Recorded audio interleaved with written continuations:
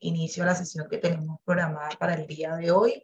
Un saludo especial a las personas que nos acompañan en esta última sesión.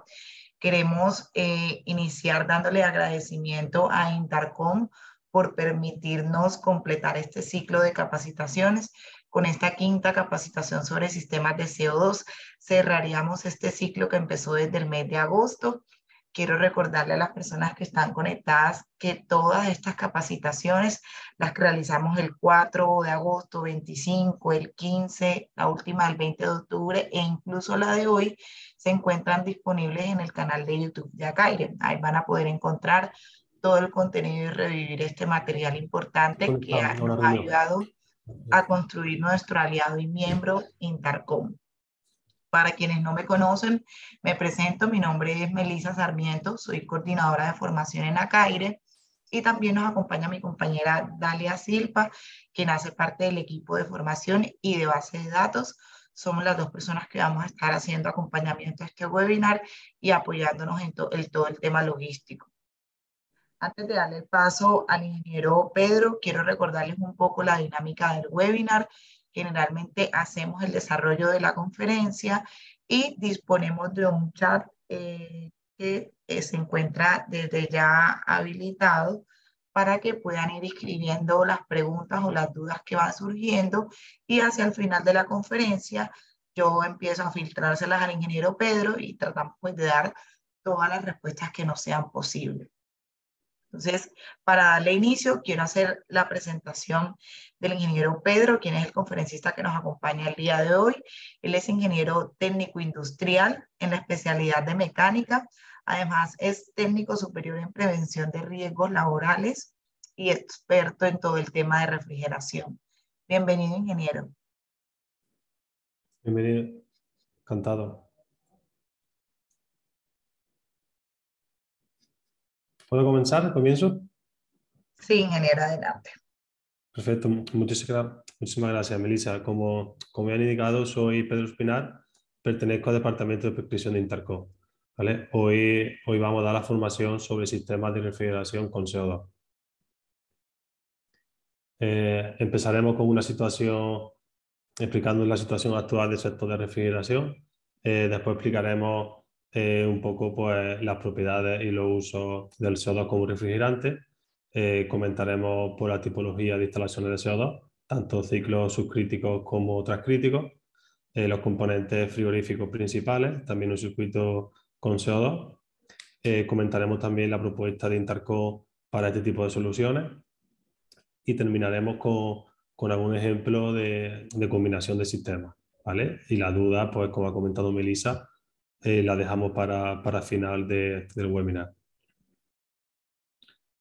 Pues bien, es una realidad que el sector de la refrigeración actualmente se encuentra sometido a una revolución constante debido, por un lado, a los acuerdos y protocolos internacionales y, por otro, a las exigentes medidas regulatorias establecidas, por ejemplo, de la Unión Europea con la normativa EFGAS, con respecto a las instalaciones comerciales con gases refrigerantes de alto efecto invernadero.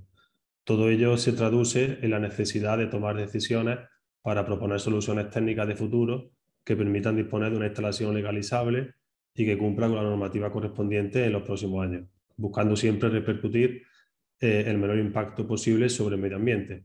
A raíz de los diversos acuerdos medioambientales, a partir del Protocolo de Montreal, sus 5 enmiendas, la última la enmienda de Kigali y los acuerdos de París y Kioto, dieron lugar a leyes y reglamentos que establecieron calendarios de prohibición o limitación de los gases de efecto invernadero, marcándose como objetivo reducir las emisiones de estos. Aquí podemos ver el calendario de reducción de cuotas de gases fluorados que se acordó en los diversos acuerdos medioambientales que hemos comentado anteriormente y que fueron firmados por muchos países, y obviamente uno de ellos era Colombia. Este gráfico es importante comprenderlo para conocer cómo ha evolucionado el sector hacia refrigerantes naturales, en primera instancia en Europa, ¿vale? Ya que de alguna forma pues, en Latinoamérica pasará similar a lo que ha pasado en Europa. Como podemos ver en el gráfico, además Europa quiso liderar digamos, esta reducción de emisiones y creó la normativa EFGAS, que entró en vigor en 2014, pero que hasta 2018 no tuvo una especial repercusión, ¿vale? Con esta reducción de cuotas. Como podemos ver, ¿no? Este sería el calendario para los países desarrollados, ¿vale? Europa, para los países en desarrollo grupo 1, que aquí entraría los países de Latinoamérica, perdón, como Colombia, y países en desarrollo de grupo 2. Pues bien, aparte en Europa quiso liderar esta reducción de emisiones y con normativa europea, con la EFGA, que nació en 2014, pues fue mucho más restrictivo, ¿vale? Aunque nació en 2014, fue en 2018 con la reducción ya del 93 al 63%, donde se vio ya que el mercado iba a cambiar. Esto lo podemos ver en esta pequeña gráfica, como en 2018 los precios de los refrigerantes se multiplicaron, ¿vale? Se multiplicaron debido, entre otros factores, pues, a la especulación, ¿no? A la especulación que al final hubo con todo esto. Al final, lo que tenemos que tener en cuenta es que lo que ha ido pasando en Europa o como se ha ido evolucionando en Europa, pues vaya a evolucionar y vais a ir evolucionando ustedes en un futuro que es más pronto que tarde. ¿Vale? En los países en desarrollo grupo 1 empezaréis a notar esta reducción de cuotas en 2028, ¿vale? Pero en 2034, que eso es dentro de 12 años, pues ya la cuota se habrá bajado al 70%, ¿vale? Una instalación que se proyecte ahora en 2022, la instalación es una vida útil normal en torno a los 20 años. Entonces, aquí estamos hablando ya que una reducción importante de cuotas la vaya a tener en 12 años, ¿vale? Lo que quiero decir es que el cambio está aquí ya también. Está aquí también ya en países en desarrollo en grupo 1. Entonces, hay que ir teniendo en cuenta esta normativa. Por ello es importante, como decía, que poco a poco se vaya concienciando a todos los actores implicados que el futuro del sector pasa por soluciones con baja carga de refrigerantes, ¿vale? Y por los refrigerantes naturales, como pueden ser el CO2, el amoníaco o el propano, entre otros. Esta diapositiva ya la compartió mi compañero Mauricio en uno de los webinars anteriores, pero me parecía interesante introducirla a mí también, ya que refuerza la teoría que tenemos de que el futuro está en los refrigerantes naturales. Podemos ver, a modo de ejemplo, cómo el refrigerante 449 HFC, ¿vale? Pues multiplica en más de 5, ¿no? Al valor que tiene el CO2, por ejemplo, allí en Colombia. Perdón, Pedro, hay un comentario. Ahora, pues, con todo este tema del nerviosismo mundial y el tema de la moneda, ahora estamos casi en 5.000 pesos colombianos, un euro. De 5.000 pesos, pues mucho, esto ya es más caro. Actualizaré la diapositiva, gracias. Y a modo también que tengáis, esto sería un recorte de normativa, como he comentado, de normativa europea, pero para que seáis conscientes de cómo ha afectado al final este calendario de reducción y la normativa que se ha ido aplicando en Europa, pues para que lo tengáis en cuenta. Por ejemplo, lo más relevante, ¿vale? Fueron prohibiciones de comercialización ya de equipos, ¿vale? Y una muy relevante, pues en zonas comerciales, como por ejemplo supermercados, ¿vale? Utilizando sistemas centralizados con potencia superior a 40 kilovatios, el refrigerante utilizado debería tener un GWP inferior a 150, ¿vale? Un GWP inferior a 150. Eso ya era una prohibición en enero, a 1 de enero de 2022 aquí en Europa. En una superficie comercial, utilizar en una instalación centralizada supermercados ya de mediana superficie, ¿vale? Más de 40 kilovatios frigoríficos, utilizar un refrigerante por debajo, con un GWP por debajo de 150, pues la verdad que que se nos quedan pocas posibilidades. Entre las posibilidades que se nos quedaría como refrigerantes, ¿vale? Por debajo, con un GWB por debajo de 150, son complejas. La mayoría son refrigerantes inflamables, como puede ser el R1234ZE o hidrocarburo como el propano, que en zonas comerciales pues, no se utilizan. Tóxicos como el amoníaco, que al final en zonas comerciales también está prohibido, o trabajan a altas presiones como el CO2. Y realmente el CO2 pues, ha resurgido como la opción a futuro, ¿vale? Con bastante presente ya en superficies comerciales aquí en Europa y estoy seguro que en Latinoamérica también lo va a ser.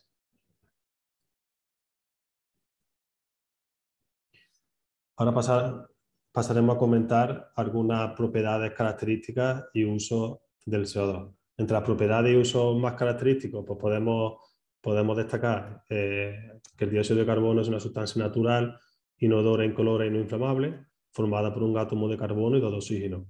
Tiene un peso molecular de 44,01 gramos mol, por lo que es más pesado que el aire. Por eso, si una central va en sala de máquinas, el detector de fuga de CO2 se instala a una altura inferior a 1 metro del suelo. Se genera como producto de la respiración en todos los organismos aerobios y en cualquier proceso de combustión de sustancias que contengan carbono. Es uno de los gases que mayor importancia tiene sobre el efecto invernadero junto al vapor de agua. Por eso se toma como referencia en la medida de potencial de calentamiento atmosférico. Las emisiones de CO2 están reguladas por el Protocolo de Kioto en 1995 y por el Acuerdo de París. El CO2 no tiene efectos sobre la capa de ozono, es decir, el potencial de agotamiento del ozono es nulo. Según el Reglamento de Seguridad de Instalaciones Frigoríficas, que es un reglamento español, el CO2 es un refrigerante no inflamable y de baja toxicidad, es decir, es un refrigerante de alta seguridad. El CO2 además es un asfixiante simple que actúa básicamente por desplazamiento del oxígeno y que a elevadas concentraciones pues, puede causar dolor de cabeza, náuseas y vómitos, que pueden provocar la pérdida de conocimiento y la muerte si la concentración y la duración de la exposición pues, supera ciertos límites. Por ejemplo, a las 5.000 partes por millón se activará la alarma y se procederá a ventilar el recinto, la sala de máquinas, por ejemplo, y a las 10.000 partes por millón se prohibirá la estancia de personas en dicha sala de máquinas, salvo que estén protegidas con equipos de respiración autónomo. En cuanto a su historia, pues a finales del siglo XIX el CO2 fue empleado extensamente como refrigerante en numerosas aplicaciones, almacenes frigoríficos, neveras, barcos, etc. La clave del éxito era la seguridad que presentaba frente a otras sustancias empleadas en la época, como eran el amoníaco o el dióxido de azufre. El primer compresor que utilizó el CO2 en Europa fue construido por Linde en 1881 y en 1890 se construyó el primer barco de transporte de carne congelada equipado con CO2.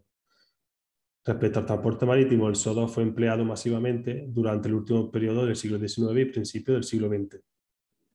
Sin embargo, tras la Primera Guerra Mundial se desarrollaron gases sintéticos que permitían emplear elementos menos robustos y con mayor eficiencia.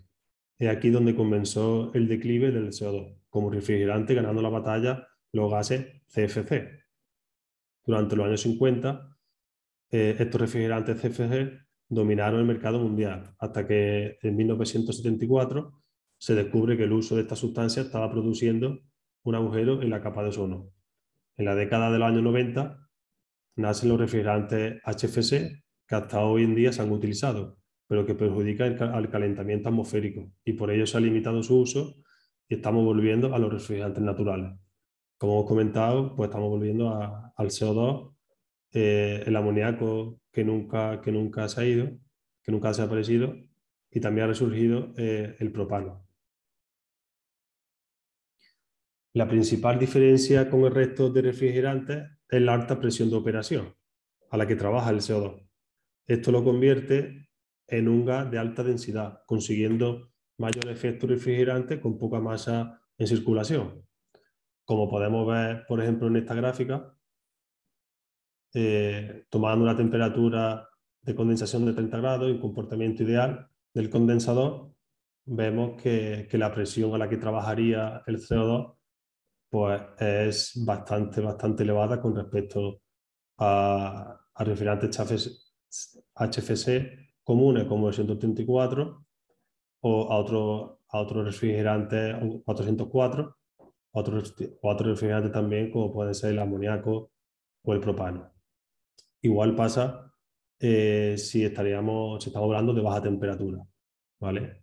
A baja temperatura, a menos 20 de evaporación, pues la presión a la que trabajaría el CO2 sería de 20 bares, ¿vale? Multiplicamos por mucho la presión a la que trabajaría otro tipo de refrigerante. Por eso decimos que tiene una alta presión de operación. La producción frigorífica volumétrica representa la cantidad de energía que el refrigerante puede absorber por unidad de volumen, en kilojulios metro cúbicos. El CO2 tiene una densidad elevada, lo que supone una producción frigorífica elevada y una menor cilindrada del compresor. Este hecho, unido a las altas presiones de trabajo que hemos comentado antes, permite reducir el tamaño de los compresores, así como el de las tuberías de la instalación frigorífica. A cambio, es verdad que deben ser elementos mucho más robustos, ¿vale? Aquí podemos ver la gráfica como la producción volumétrica del CO2 con respecto a otros refrigerantes pues es muy superior, tanto a 0 grados como a menos 20. ¿Vale? Y si comparamos, por ejemplo, diámetros de tubería, pues vemos que los diámetros a utilizar serían mucho más pequeños, ¿vale? Eso sí, la robustez de esos elementos, pues sí serían superiores. La principal particularidad que tiene el CO2 es la baja temperatura de saturación en el punto crítico, que estamos hablando de 30,98 grados. Debido a esto, hay dos zonas de trabajo totalmente diferenciadas para el CO2. Dentro de la campana estaríamos hablando de zona bifásica o región subcrítica, y fuera de la campana estaríamos hablando de región supercrítica, donde no hay condensación de refrigerante, solo podemos enfriar. Dentro de la campana condensamos el CO2, fuera de la campana no podemos condensar, solo podemos enfriar, ¿vale? El punto crítico del CO2 es prácticamente a 31 grados.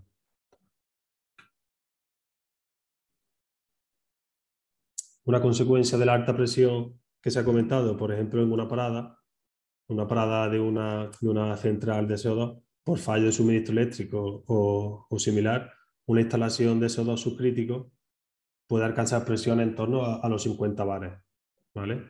En condiciones transcríticas se pueden alcanzar presiones superiores a los 110 bares. Por ello es necesario diseñar los equipos robustos capaces de soportar estos niveles de presión.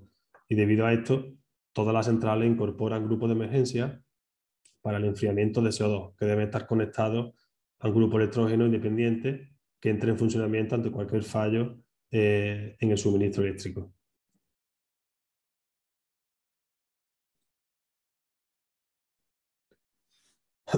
El rango en el cual puede operar el CO2 en régimen subcrítico comprende desde el punto triple hasta el punto crítico dentro de la campana.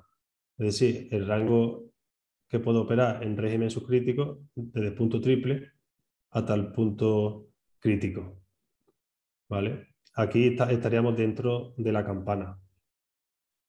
En régimen transcrítico estaríamos hablando desde el punto crítico hasta unos 120-130 bares de presión. Por tanto, al final el CO2 engloba todas las aplicaciones relacionadas con el frío, como pueden ser la climatización, conservación y congelación. En cuanto a disipación, la temperatura ambiente marca el ciclo de trabajo. Estaríamos en ciclo subcrítico. En el ciclo subcrítico, se cede calor al foco caliente aprovechando el calor latente de condensación. La temperatura de condensación es inferior a la temperatura crítica. Sin embargo, en el ciclo supercrítico se cede calor al foco caliente a una temperatura superior a la crítica. Por tanto, no existe condensación, solo enfriamiento de un gas denso denominado fluido supercrítico. Entre la ventaja y los inconvenientes, pues si estamos trabajando con CO2 transcríticos, una de las ventajas podemos decir que el circuito únicamente se compone de un refrigerante, que sería CO2, y como desventajas pues serían las altas presiones de trabajo y el bajo COP que se alcanza con temperaturas exteriores elevadas. Entre las ventajas en el ciclo subcrítico, pues es que tenemos un mejor COP, ¿vale? Y una menor presión de trabajo.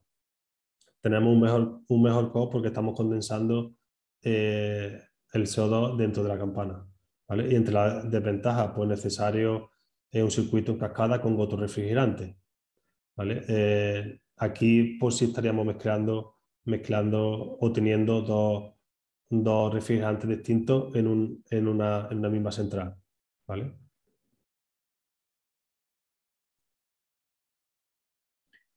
Si pasamos ya a comentar, por un lado, las instalaciones, la tipología de instalaciones, tanto subcríticos, algunas variedades que hay, y después comentaremos en transcríticos, también las distintas opciones que tendríamos. En el régimen subcrítico, el CO2 posee un comportamiento similar al de cualquier refrigerante, es decir, existe un condensador que disipa el calor y precisa una superficie de intercambio acorde. Las aplicaciones más habituales en régimen subcrítico son los circuitos de baja temperatura en instalaciones de, por ejemplo, montajes tipo cascada, donde se necesita un ciclo con otro refrigerante distinto al CO2 para poder condensarlo. Es decir, aquí tendríamos, esto sería un montaje, una instalación tipo cascada. Aquí tendríamos mi parte de CO2, ¿vale? Mi compresor de CO2, mi intercambiador de placas, donde yo condenso mi CO2, y aquí tendríamos la otra parte, el otro circuito con el otro refrigerante, que puede ser pues un HFC, puede ser un, un, un propano, etc.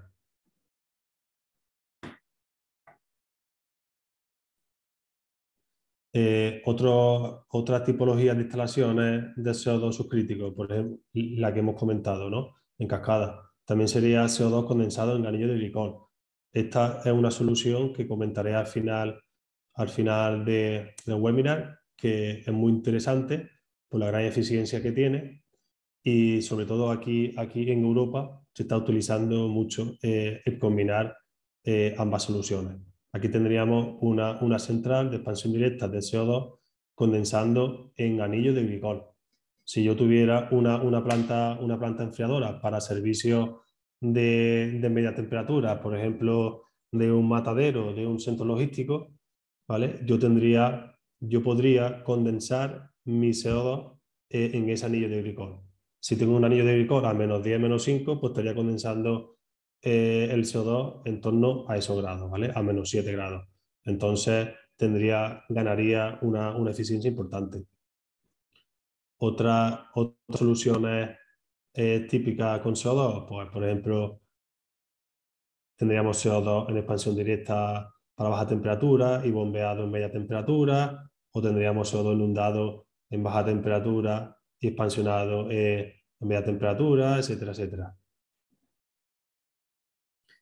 En régimen transcrítico, aquí sí me voy a parar un poco más, porque el régimen transcrítico sí es más complejo que el régimen subcrítico.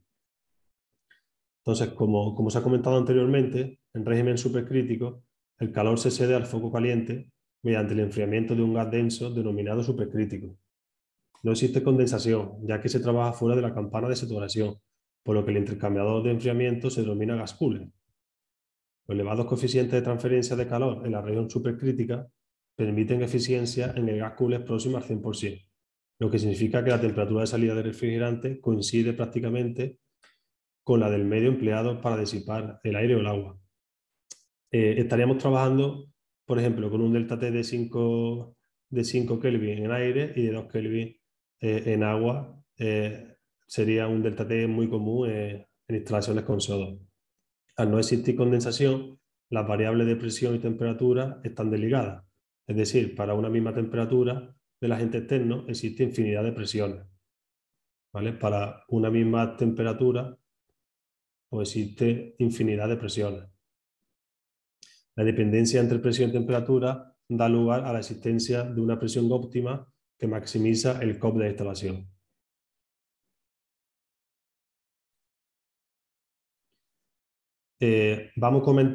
Voy a comentar el ciclo básico del CO2 transcrítico, ¿vale? Y después voy a comentar una a una las mejoras que la tecnología ha ido implementando sobre el ciclo básico del CO2 transcrítico para mejorar su eficiencia, ¿vale?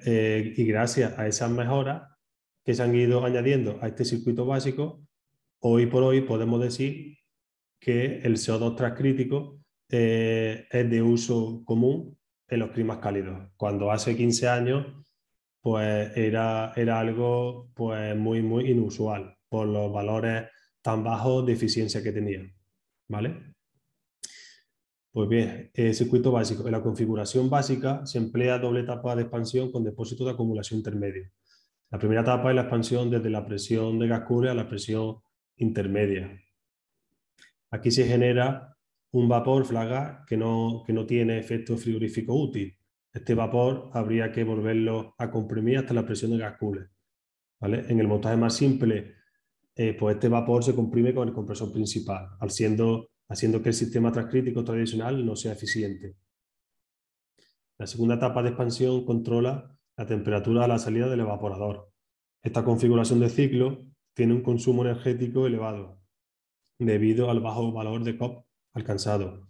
Para reducir el consumo eléctrico de la instalación y mejorar el COP global de la misma, pues existen diversas alternativas, como aumentar el salto entálpico en el evaporador, minimizar la tasa de compresión del compresor, revaloración energética o sistemas combinados, etcétera, etcétera, ¿vale?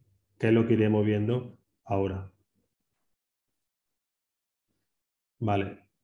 Como principal mejora en el rendimiento, ¿vale? Fue la incorporación del compresor en paralelo. Estos compresor en paralelo. Estos compresores comprimen flaga que se encuentra en el recipiente, en el calderín, aliviando así la carga de refrigerante aspirado por el RAD de compresores de media temperatura. Además, en las centrales de intercom se instala la válvula de regulación de flaga como medida extra de seguridad. En el ciclo básico decíamos que este flagas que se genera en el depósito lo comprimía directamente los compresores de media temperatura. Claro, ese flagas no tiene efecto frigorífico ninguno. Entonces, estamos utilizando unos compresores para comprimir algo que no tiene efecto frigorífico, ¿vale? Entonces, con la incorporación del compresor en paralelo, un compresor pequeñito podría comprimir ese flagas que se va generando en el depósito y así dejar que los compresores de media temperatura pues trabajen para dar servicio 100% a media temperatura.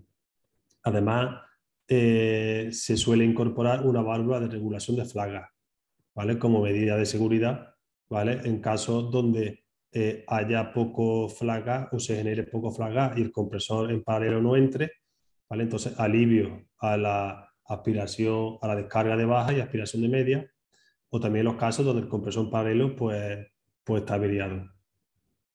Con la implantación de los compresores en paralelo se consigue una mejora de la eficiencia del sistema base, permitiendo así utilizar el CO2 en climas cálidos, como hemos comentado.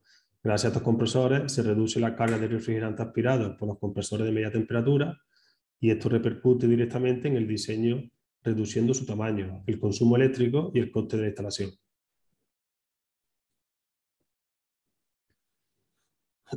El eyector. El eyector es un elemento mecánico que, utilizando el efecto Venturi, mezcla dos flujos de refrigerantes a diferentes presiones, consiguiendo una precompresión del gas antes de la entrada a los compresores de media temperatura. Con la utilización del eyector se reduce la potencia de los compresores de media temperatura, debido a la precompresión que se realiza, y además el título de vapor de refrigerante a la entrada de los evaporadores será menor, por lo que la capacidad de refrigeración será mayor. El eyector no te exime de utilizar compresor en paralelo, ¿vale? El eyector es un elemento que mejora, pero digamos, muy poco con respecto a otra serie de problemáticas que te pueden traer. Ya el ciclo de CO2 transcrítico es un ciclo bastante complejo a nivel tecnológico y el eyector pues lo complicaría aún más. Y como veremos en una de las gráficas que tengo preparada, la incorporación del eyector no te proporciona una mejora evidente en la eficiencia.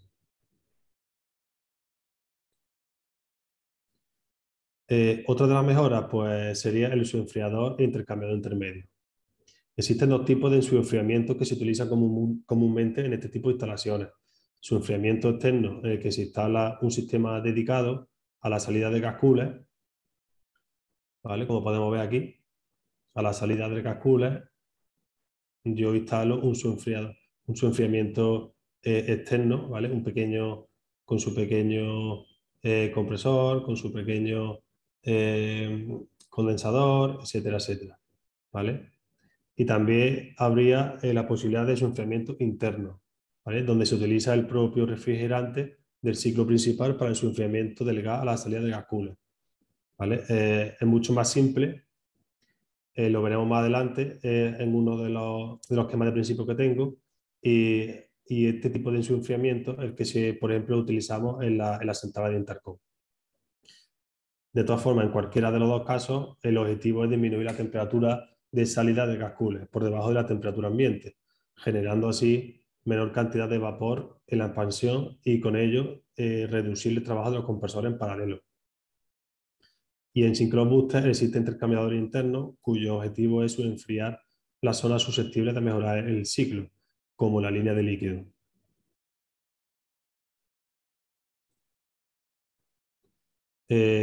Por otro lado, también, obviamente, en ciclos transcríticos, pues la recuperación de calor es una mejora de la eficiencia.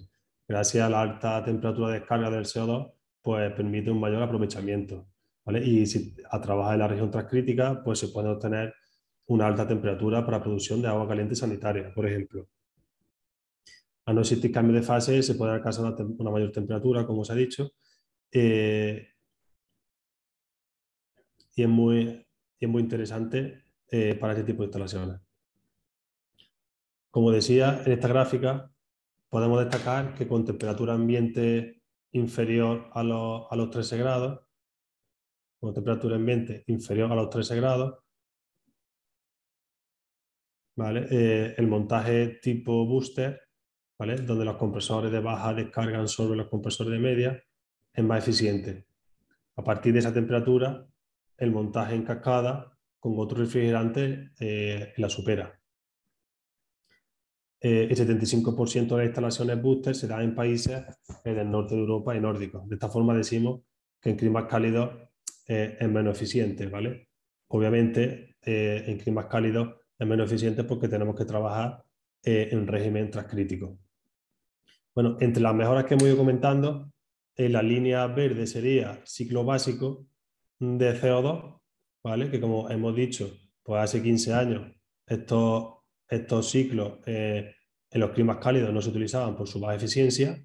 Sin embargo, con las distintas mejoras que se han ido añadiendo a lo largo de estos últimos años, añadiendo mejoras tecnológicas, pues hemos ido alcanzando valores de COP muy interesantes que incluso están rondando los valores de COP que hoy en día nos dan los refrigerantes HFC, ¿vale? Como el 134 o el 449, que a 35 grados pues, podría tener un COP de 2 perfectamente. Aquí las condiciones son las que se indican, ¿vale? Entonces, estaríamos viendo, por ejemplo, que el ciclo booster con compresor en paralelo y su enfriamiento, como he comentado, línea amarilla, ¿vale? Al final están dando valores de eficiencia interesantes, ¿vale? A 35 grados, un COP de 2 es un valor muy, muy interesante.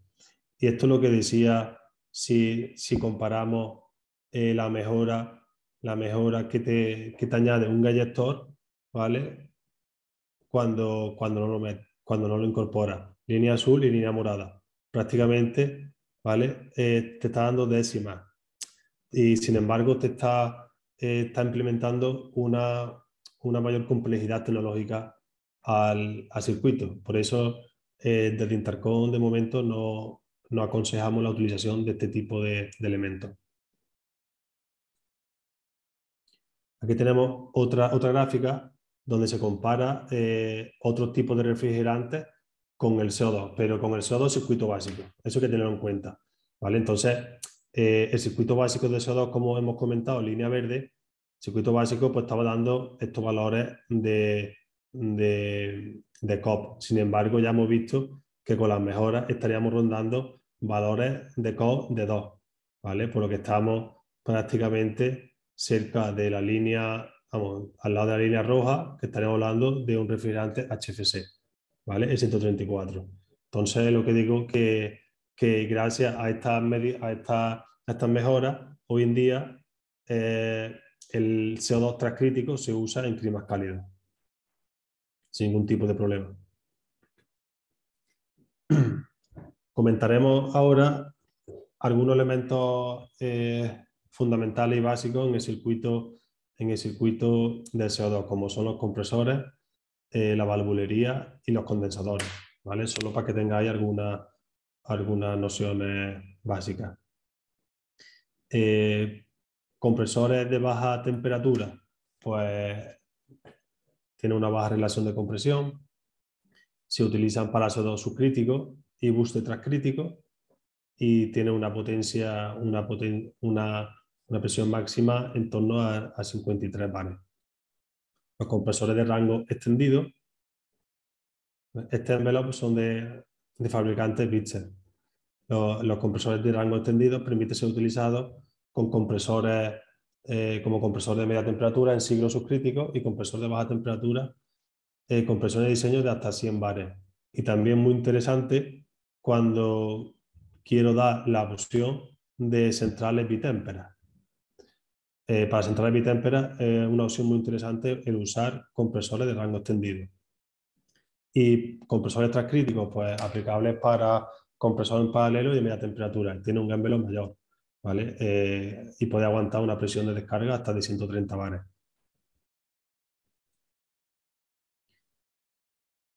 En cuanto a los condensadores o gas coolers, pues un condensador en cascada con glicol, los requerimientos mecánicos no son excesivamente altos, aguanta una presión admisible de 55 bares. Sin embargo, hay que tener cuidado con la temperatura de entrada, ¿vale? Para evitar roturas por fatiga. Y normalmente se suelen utilizar intercambiadores de placas soldadas. Condensador en cascada con otro refrigerante. Condensador en V constituido por batería de cobre y aleta de aluminio y ventiladores electrónicos. ¿Vale? Son cosas básicas que ya conocéis. Y el gas cooler en CO2 transcríticos, pues se diseñan para una presión de diseño de hasta 120 bares. El material sería acero inoxidable o cobre reforzado K65. En cuanto a valvulería básica que se instala o se suele instalar en las centrales de CO2, pues la válvula reguladora de gas cooler, ¿vale? Que controla la presión o la salida del gas cooler. Son motorizadas para tener un control preciso, ¿vale? No se ve, pero está aquí, perdón. Y sería doble válvula por seguridad. Válvula reguladora de flagas, ¿vale? Se utilizan válvulas motorizadas también para aliviar el vapor generado tras la expansión del calderín hacia la aspiración de media temperatura cuando no hay compresor en paralelo. Esto que comentaba antes, que es como una medida extra de seguridad. Tengo mi compresor en paralelo, que es el que me comprime flagas que se generan en el depósito, pero en momentos donde el compresor en paralelo no trabaja, o porque hay poco flagas generado, o porque hay un problema en dicho compresor, pues actúa la válvula reguladora de flagas y la válvula de expansión de expansión en CO2, pues suelen ser válvulas de expansión electrónica. ¿Vale? Esto es lo que comentaba antes, pues que en Intercom se implementa un subenfriador, ¿vale? A la salida de gas cooler y un economizador, ¿vale? Para subenfriar la línea de líquidos a la vez que recalentamos la aspiración de media temperatura.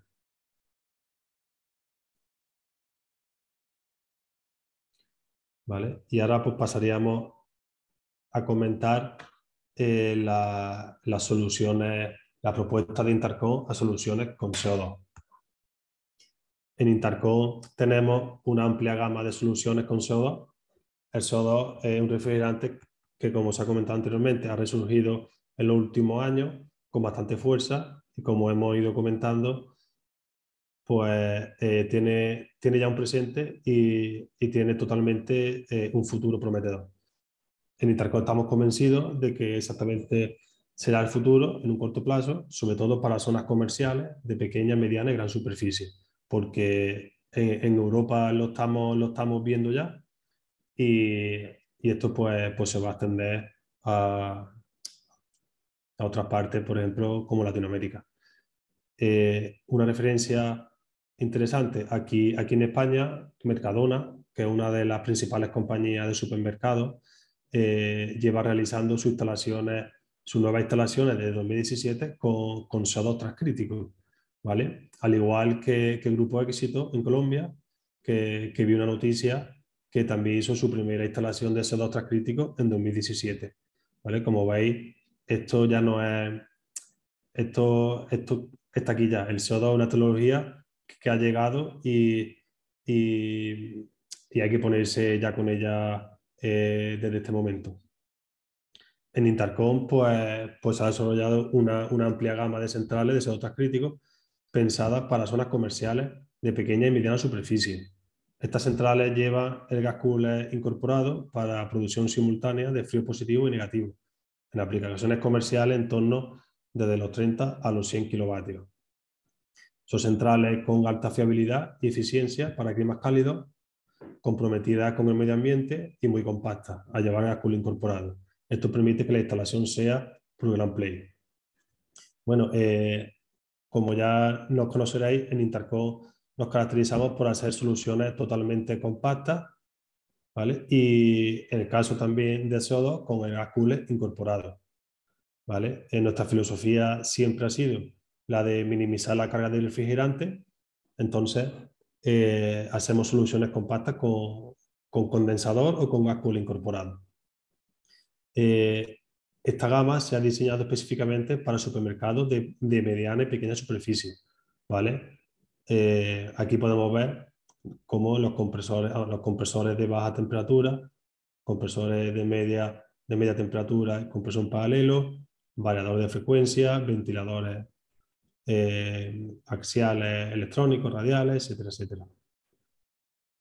¿Vale? Esta es la única gama que tenemos estandarizada y que en catálogo se puede ver en Intercom. Después, a niveles ya más industriales o de potencia ya más alta, más grandes, pues nos iríamos a estudios de cada requerimiento del cliente.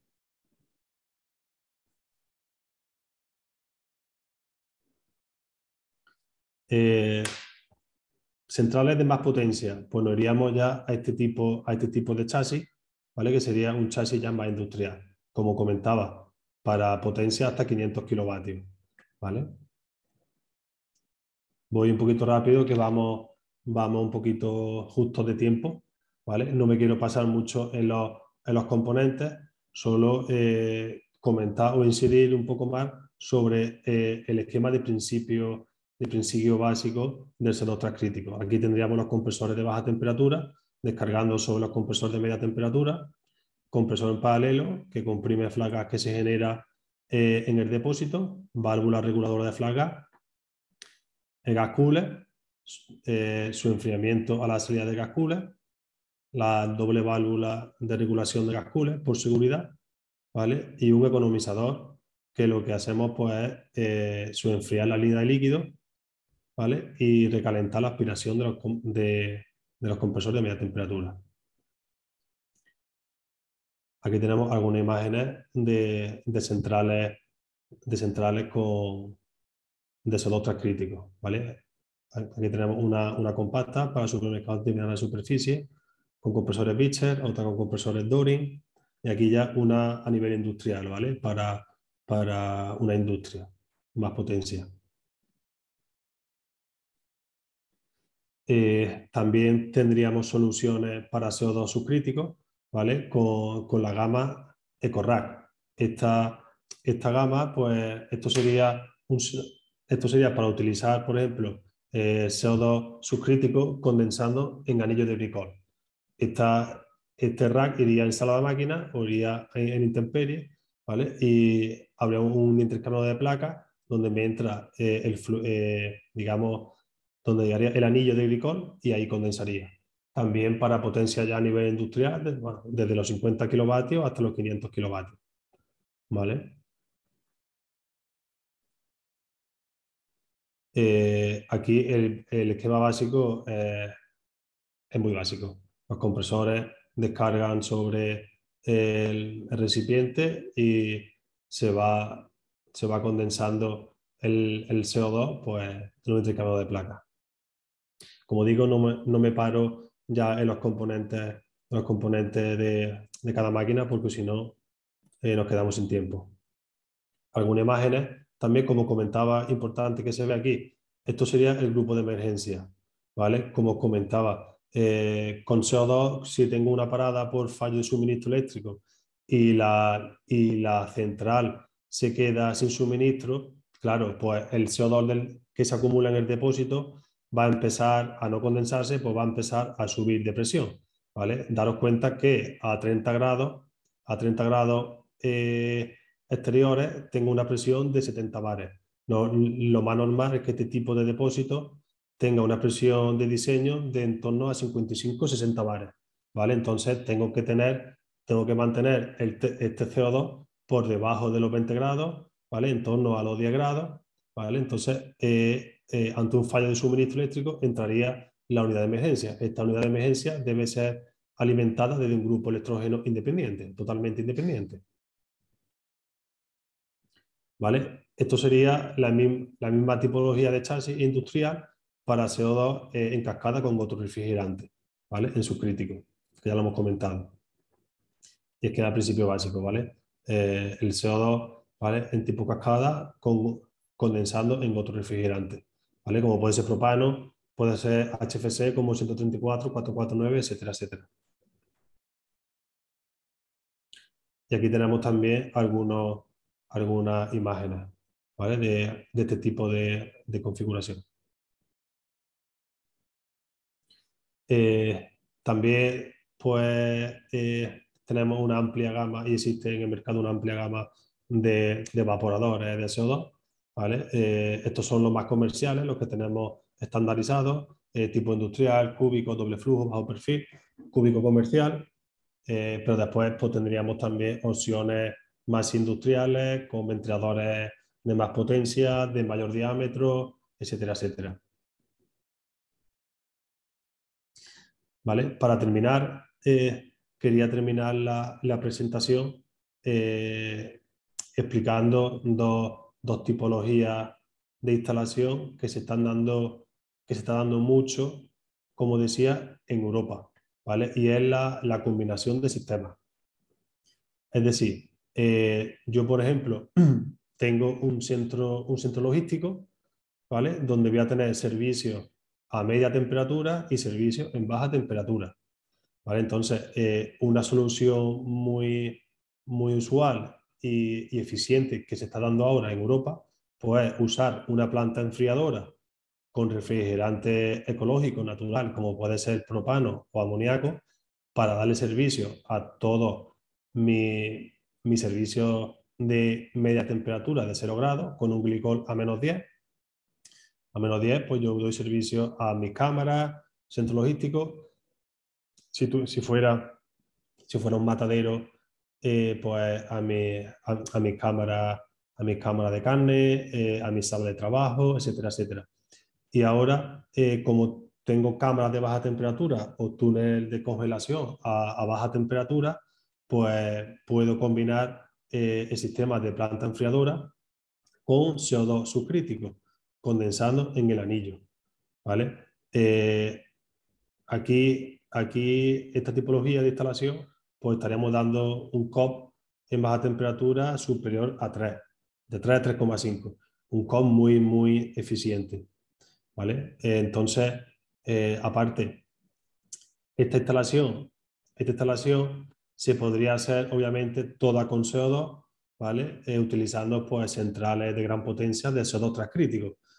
Eso se podría hacer, pero claro, a lo mejor para determinada industria o determinados procesos no siempre es mejor utilizar sí o sí el CO2. Entonces, ¿por qué? Porque el CO2 al final es la instalación más compleja que, por ejemplo, la instalación de media temperatura de esta industria, por ejemplo, que sería con agua agricolada, ¿vale? Sería, hablando rápido, una instalación de fontanería para media temperatura y después sería una instalación frigorífica de CO2, ¿vale? Pero a una presión ya, porque estamos trabajando en subcrítico, una presión por debajo de los 40 bares.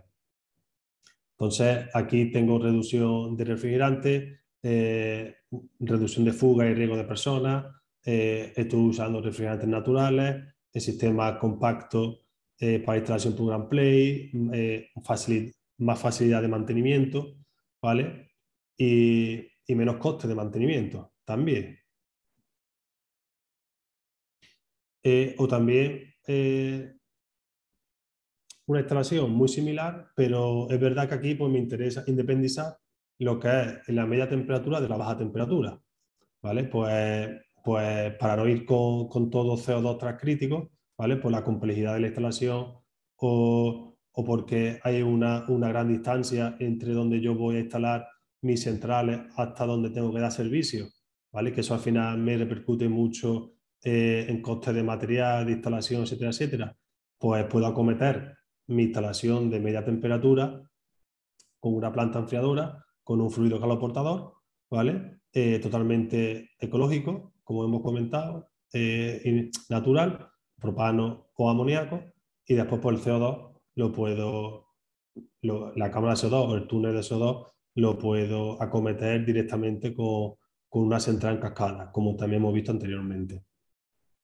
Simplemente era para que tengáis en cuenta que este tipo de combinación de sistemas pues está siendo muy usado ya aquí en España. Y yo desde mi departamento de prescripción, que trato con mucha ingeniería, que hacen muchos proyectos variopintos y de todo tipo de clases, pues hoy en día este tipo de combinaciones son muy interesantes. Y yo con esto doy por terminada la presentación. Si tenéis alguna duda, pues ahora Melissa me la irá comentando. Muchas gracias, ingeniero Pedro. Bueno, por acá solamente nos escriben algo mientras que hacen algunas preguntas. Voy a leer esto. La recomendación es utilizar CO2 transcrítico en regiones con temperaturas más elevadas y CO2 subcríticos para regiones más frescas, fríos. Entonces, ese es un aporte que nos hacen como desde el chat. Voy a esperar unos minutitos mientras que hacen alguna pregunta. De igual manera, quiero agradecerle mucho a Fernando, a todo el equipo de Intercom por acompañarnos en todos estos meses, por preparar este material que fue enriquecedor para nuestros participantes. Estas conferencias las seguimos moviendo en el canal de YouTube, van a quedar ahí almacenadas, entonces simplemente buscar sobre el contenido ya subido. Nos quedaría solamente pendiente subir esta, que lo haríamos cuando la grabación ya se encuentre disponible, ¿sí? Aquí llegaron unas preguntas, ingeniero. Vamos a ver. Para ser más específico, ¿en qué tipo de negocio puedo hacer la combinación de sistemas con CO2? ¿En qué tipo de negocio puedo hacer la combinación de sistemas? Entiendo que se refiere a la última parte, a la última diapositiva de combinación de planta enfriadora con CO2. Pues, por ejemplo, aquí en España hemos tenido un caso de éxito bastante importante ahora en un matadero. En un matadero la propiedad final tenía requerimientos para media temperatura a 0 grados, para sala de trabajo a 8 grados y después tenía varios túneles de congelación y cámaras de baja temperatura a menos 30 grados. Entonces, aquí en este matadero pues se propuso planta enfriadora para media temperatura, ¿vale? Y una central de CO2 subcrítico para los túneles condensando, que iban a condensar en la planta de media temperatura. Iban dos plantas, una para servicios de media temperatura y otra para servicios de alta temperatura, porque había más o menos igualdad de potencia a 0 grados que a 8 grados. Entonces se destinó una planta enfriadora a 0 grados y ahora el túnel, la central de CO2 subcrítico del túnel condensaba sobre la planta a 0 grados. Y ahora las cámaras de baja temperatura, el CO2, la central de CO2 de baja temperatura condensaba contra la planta de los servicios de alta temperatura. Entonces, por ejemplo, en ese matadero fue posible esta solución. También un caso de éxito con el que se está trabajando actualmente, ¿vale? Es un centro logístico en un puerto de la costa española, donde tenían cámaras de baja temperatura y cámaras de media temperatura. Entonces, aquí iba por un lado planta enfriadora de propano para las cámaras de media temperatura y ahora para las cámaras de baja temperatura iba una central de CO2 subcrítico condensando en cascada con otro refrigerante, que en este caso era el propano. Al final tengo también una instalación donde estoy independizando media temperatura por un lado y baja temperatura por otro lado. Y aparte estoy utilizando fluidos refrigerantes naturales, ecológicos y ya una solución de futuro, una solución totalmente de futuro. Media temperatura, estoy minimizando la carga de refrigerante, ¿vale? Al utilizar una planta enfriadora, es un sistema compacto que sale ensamblado de fábrica, por lo que la carga de refrigerante es mínima, ¿vale? Entonces, la instalación al final es más segura tanto para el medio ambiente como para el proceso, como para las personas.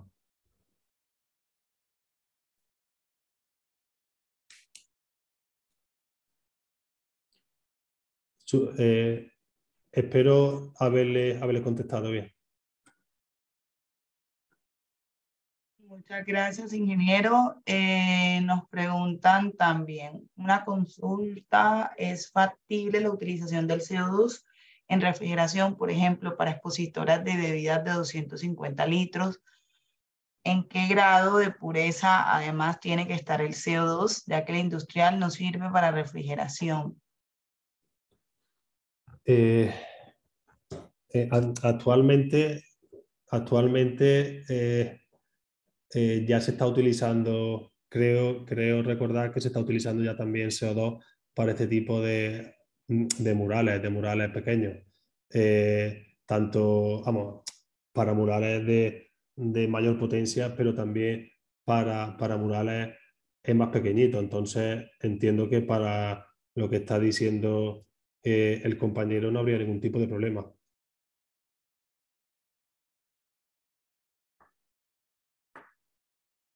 De acuerdo, ingeniero. Esas son las preguntas que tenemos por el momento. Hay otras personas que nos están preguntando por lo del tema de la certificación, entendiendo que esta es la última capacitación con Intercom. Entonces yo a esas personas les voy a pedir que me escriban al interno, porque desde acá se tiene que hacer un trabajo de revisión, como ha sido un ciclo de varias conferencias, pues debemos confirmar que hayan asistido a todas. Y después de eso sí tendrían que cancelar un valor que creo que estaba en la publicidad. Entonces, para esas personas que tienen esas dudas de obtener ese certificado, igual me pueden escribir al correo de coordinación formación@acaire.org y revisamos cada caso. Igual con el tema de las presentaciones, ya hay varias personas que me las han estado solicitando. Yo las voy a estar enviando, entonces es al mismo correo que escribí por aquí por el chat. Lo voy a escribir nuevamente, el de coordinacionformación@caire, para todo el tema de las memorias. Y voy a dar paso a la última, ingeniero, para no dejarla ahí al aire. ¿Qué porcentaje de humedad tiene el CO2 en refrigeración? ¿Cómo, perdona? Que no he escuchado bien la pregunta. Sí. ¿Qué porcentaje de humedad tiene el CO2 en refrigeración? No sé si entiendo, no sé exactamente a qué se refiere. ¿A qué se refiere este compañero con el porcentaje de humedad? No sé si es para algún cálculo o en la composición. Si es en la composición del CO2, realmente lo desconozco ese dato. Si es a nivel de tenerlo en cuenta a nivel de cálculo de alguna cámara frigorífica, el porcentaje de humedad no lo marca el refrigerante, lo marca el producto.